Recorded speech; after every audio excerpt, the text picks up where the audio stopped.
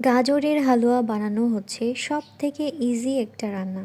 যারা কখনো রান্নাঘরে যায়নি তারাও কিন্তু এই গাজরের হালুয়া রান্না করতে পারবে। প্রথমে একটি পাত্রে ঘি গরম করে তাতে দিয়ে দিতে হবে সাদা এলাচ।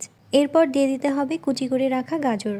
গাজরের কাঁচা গন্ধটা চলে গেলে এরপর দিয়ে দিতে হবে দুধ।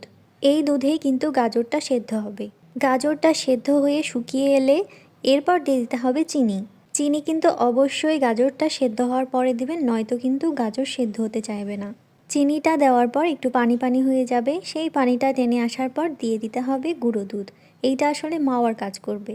বাসায় মাওয়া না থাকলে এই গুঁড়ো দুধটা কিন্তু ব্যবহার করতে পারবেন।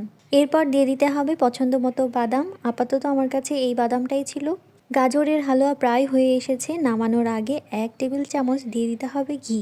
এই তো রেডি হয়ে গেছে গাজরের হালুয়া। আমি আমার চোখের আন্দাজে সব কিছু ব্যবহার করেছি, তাই আর কোনটা কোন মাপ